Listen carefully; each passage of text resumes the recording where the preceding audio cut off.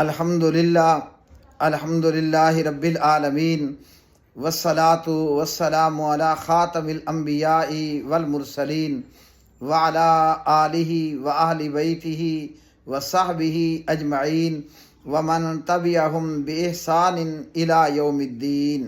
میرے محترم اور میرے پیارے بھائیوں، ایران، امریکہ اور اسرائیل جنگ۔ سب سے پہلی بات تو یہ ہے کہ اللہ سبحانہ و تعالیٰ سے، اللہ وحدہ لا شریک سے دعا ہے کہ اللہ تعالیٰ اپنے حبیب اور اپنے محبوب جناب محمد الرسول اللہ صلی اللہ علیہ وسلم کی امت پر رحم فرمائے۔ حقیقت یہ ہے میرے پیارے بھائیوں کہ آج کفار مسلمان دنیا پر اس طرح حملہ آور ہیں جیسا کہ بھوکے لوگ دسترخوان پر حملہ کر دیتے ہیں۔ جب میری امت کے لوگ سودی لین دین اور سودی معاملات میں پڑ جائیں گے اور بیلوں کی دموں کو پکڑ لیں گے اور اللہ تعالیٰ کی راہ میں جہاد کرنا چھوڑ دیں گے تو اللہ سبحانہ و تعالیٰ اس کلمہ پڑھنے والی امت پر ذلت اور رسوائی کو مسلط کر دے گا۔ دنیا کا نکمہ ترین کافر وہ بھی آج کلمہ پڑھنے والی اس امت محمدیہ کے اوپر حملہ آور ہے۔ نہ تو امریکہ سپر پاور ہے اور نہ ہی اسرائیل وہ سپر پاور ہے۔ حقیقت یہ ہے کہ آج مسلمان دنیا، مسلمان حکومتیں بھی اور کلمہ پڑھنے والی پبلک عوام اور جنتا بھی، ہمارا حال ہو بہو یہ ہو چکا ہے کہ سودی معاملات کے اندر پڑ گئے اور مجبوری کے نام پر سود جیسے حرام کاموں کو ہم نے اپنے اوپر حلال کر لیا۔ اور حقیقت یہ ہے کہ آج ہم نے بیلوں کی دموں کو پکڑ لیا اور حقیقت یہ ہے کہ ہم نے اللہ تعالیٰ کی راہ میں جہاد کرنا چھوڑ دیا۔ بہرحال اللہ وحدہ لا شریک سے دعا ہے کہ اللہ وحدہ لا شریک اپنے حبیب اور اپنے محبوب کی امت پر رحم فرمائے اور اللہ تعالیٰ دنیا کے اندر مسلمانوں کو اور اسلام کو عزت اور توقیر عطا فرمائے اور اللہ تعالیٰ ان کافروں کو، ان یہود و نصارہ کو اور ان مشرکوں کو نیست و نابود کرے۔ یہ رمضان المبارک کا مبارک مہینہ ہے اور رمضان کی مبارک گھڑیاں ہیں۔ ایران، امریکہ اور اسرائیل جنگ کے حوالے سے آج ہمیں تقریباً ہر دوسرے تیسرے بندے کے منہ سے یہ بات سننی پڑتی ہے اور یہ سوال سوشل میڈیا پر بھی بڑا عام ہے اور ایک عام بندے کے ذہن کے اندر بھی یہ سوال پیدا ہوتا ہے اور بظاہراً یہ سوال حقیقتاً اپنا ایک معیار یا اپنی ایک وجہ بھی رکھتا ہے، مطلب سوال بنتا ہے۔ تو سوال کیا ہے اور اللہ اکبر اس سوال کا جواب کیا ہے، یہ میں آپ کے سامنے اللہ سبحانہ و تعالیٰ کی کتاب، اللہ ذوالجلال کے کلام اور اللہ تعالیٰ کی کتاب قرآن مجید میں سے اس سوال کا جواب پیش کروں گا۔ سوال یہ ہے کہ ان مسلمان ملکوں نے امریکہ بدماش کو اپنے ملکوں میں اڈے کیوں دے کر کے رکھے ہیں؟ اپنے ملک میں ایئر بیسز بنانے کی اور جنگی فوجی اڈے بنانے کی اجازت کیوں دے رکھی ہے؟ یا دشمن کی طرف سے پراپیگنڈا یہ کیا جاتا ہے کہ وہ سعودیہ ہو، وہ دبئی ہو، وہ دوحہ قطر ہو اور یا کہ وہ پاکستان ہو، سمجھا یہ جاتا ہے کہ یہ ملک جو ہیں اسلام دشمن ممالک ہیں اور مسلمان دشمن ممالک ہیں، جبکہ میرے محترم بھائیوں حقیقت یہ بالکل بھی نہیں ہے۔ حقیقت کیا ہے؟ میں قرآن مجید فرقان حمید پڑھوں گا۔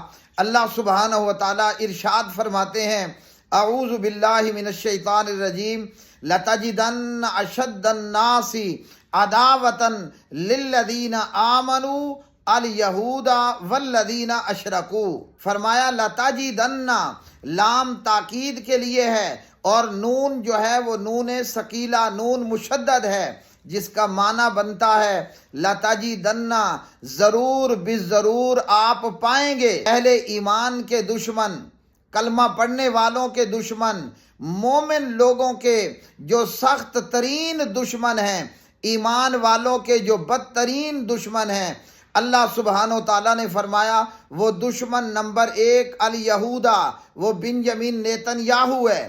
مسلمانوں کا سخت ترین دشمن جو ہے وہ یہود ہے، اور فرمایا والذین اشرکوا، وہ لوگ جو شرک کرنے والے ہیں۔ ان شرک کرنے والوں سے کون سے لوگ مراد ہیں؟ ہندوستان کا نریندر مودی مراد ہے، اور ایران کا مجوسی مراد ہے۔ اللہ تعالیٰ نے سورۃ المائدہ کی اس آیت میں بالکل واضح طور پر فرما دیا کہ اہل ایمان کے جو سخت ترین دشمن اس دنیا میں ہیں وہ نمبر 1 یہودی ہیں، اور نمبر 2 وہ مشرک لوگ ہیں، شرک کرنے والے ہیں، چاہے وہ ایران کا آگ کا پجاری تھا یا وہ جو گائے کا اور بیل کا پجاری ہے۔ کہ ان مڈل ایسٹ کے ملکوں نے، سعودیہ ہے، دوحہ، قطر، دبئی ہے، ان ملکوں نے امریکہ بدماش کو اپنے ہاں ایئر بیسز بنانے اور اڈے دینے کی اجازت کیوں دے رکھی ہے؟ ایران میں شہنشاہیت کا خاتمہ کرنے والا وہ امریکہ بہادر تھا، اور ایران کی شہنشاہیت کو ختم کر کے اللہ اکبر مشرکوں کی حکومت کا بندوبست کرنے والا خود امریکہ تھا۔ ایران انقلاب کا مقصد کیا تھا؟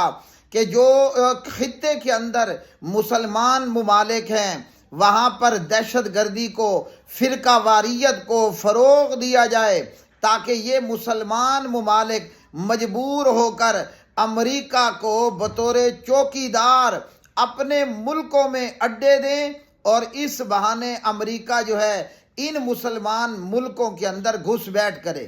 کہ یمن کے اندر حوثی باغیوں کو سپورٹ کرنے والا یہ ایران تھا، اور یمن کے حوثی دہشت گردوں کو سپورٹ کرنے والا ملک شام کا بشار الاسد دہشت گرد تھا۔ کہ عراق میں فرقہ واریت کا بیج بونے والا اور صدام کے خلاف امریکہ بہادر کی مدد کرنے والا خود یہ ایران تھا۔ کہ شام کے بہت بڑے دہشت گرد اور خبیث قاتل بشار الاسد کو سپورٹ کرنے والا بھی ایران تھا۔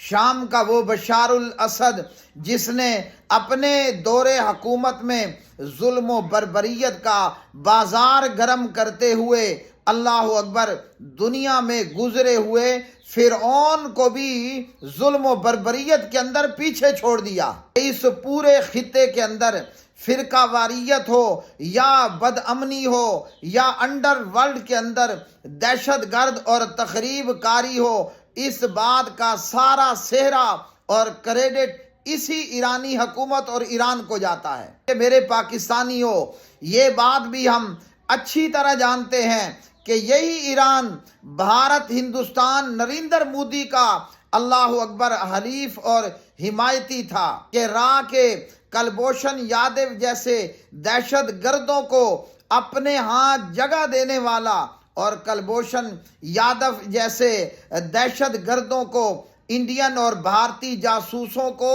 اپنے ملک سے بحفاظت بلوچستان میں گھس بیٹھ کروانے والا یہی ملک ایران تھا۔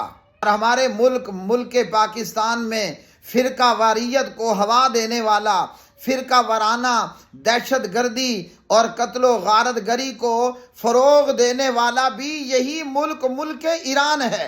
ایران پر حملہ ٹرمپ اور بنجمین نیتن یاہو کرتا ہے، مگر سفارت خانوں پر حملہ پاکستان میں کیا جا رہا ہے۔ اللہ اکبر، سرکاری اور غیر سرکاری جو املاک ہیں ان پر حملے اور انہیں نظر آتش کرنا وہ ملک پاکستان میں کیا جا رہا ہے۔ یہودیوں کی ایک بہت بڑی تعداد وہ ملک ایران میں رہنے والی ہے، چاہے وہ تہران ہو یا وہ اصفہان ہو۔ ایران میں موجود ایک بھی یہودی کو کسی نے سوئی تک چبھونے کی کوشش نہیں کی۔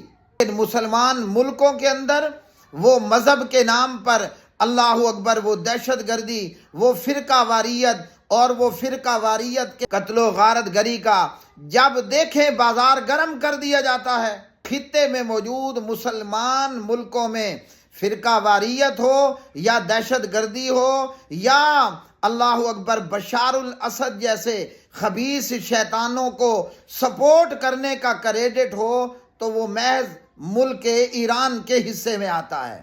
صورتحال یہ ہو تو پھر بھیڑیوں سے بچنے کے لیے کتوں کو پالا جاتا ہے۔ ایک اور اعتراض جو کہ ہمارے ملک پاکستان پر ہے کہ پاکستان کیوں افغانستان پر حملہ آور ہے، تو میرے محترم بھائیوں، ہر ذی شعور یہ بات جانتا ہے کہ پاکستان میں ٹی ٹی پی کا فتنہ ہو یا یہ فتنہ الخوارج ہو، یہ دہشت گرد ہوں، یہ خود کش بمبار ہوں، وہ چاہے مسجدوں پر بمباری کریں یا وہ چاہے امام بارگاہوں پر خود کش اٹیک کرنے والے ہوں، ملک پاکستان میں ہونے والی دہشت گردی کا 99% جو تعلق ہے وہ افغانستان کے ساتھ ہے۔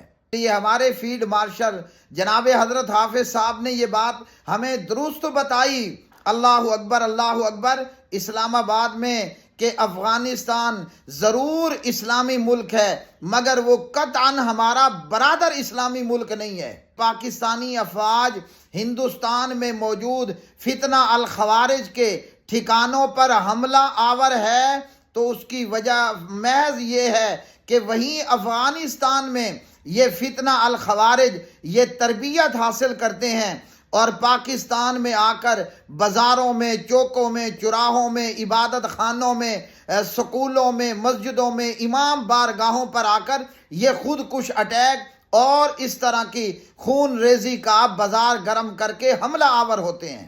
یاد رکھ لو، اگر آج عالم کفر کے سامنے کوئی مسلمان ملک ایسے ہیں کہ جن سے عالم کفر کو خطرہ ہے، اللہ اکبر اللہ اکبر، تو ایک وہ ملک خداداد ملک پاکستان ہے جس سے عالم کفر کو خطرہ ہے۔ اور اگر آج عالم کفر کو مسلمان ملکوں میں سے کسی ملک سے خطرہ ہے، المملکہ العربیہ السعودیہ ہے۔ مسلمانوں کے سخت ترین دو دشمن ہیں، نمبر 1 الیہودا اور نمبر 2 والذین اشرکوا، اللہ اکبر اللہ اکبر۔ اور ان والذین اشرکوا میں وہ لوگ ہیں جو رافضی ہیں، اللہ اکبر اللہ اکبر، جو شرک کرنے والے، قبروں کو پوجنے والے، شہیدوں سے مانگنے والے، صدیق اکبر کے دشمن ہیں، فاروق اعظم کے دشمن ہیں، عثمان ذو النورین کے دشمن ہیں، علی المرتضیٰ کے دشمن ہیں، معاویہ کے دشمن ہیں، ابو سفیان کے دشمن ہیں، عائشہ کے دشمن ہیں، حفصہ کے دشمن ہیں۔ تو جو ان پاک باز ہستیوں کا دشمن ہو، یاد رکھ لو کلمہ پڑھنے والے مسلمانوں، وہ کبھی مسلمانوں کا دوست نہیں ہو سکتا۔ جس سینے میں صدیق اکبر اور فاروق اعظم کا بغض ہوگا اور صدیق اکبر اور فاروق اعظم سے نفرت ہوگی، وہ سینہ کبھی مسلمان کا دوست نہیں ہو سکتا۔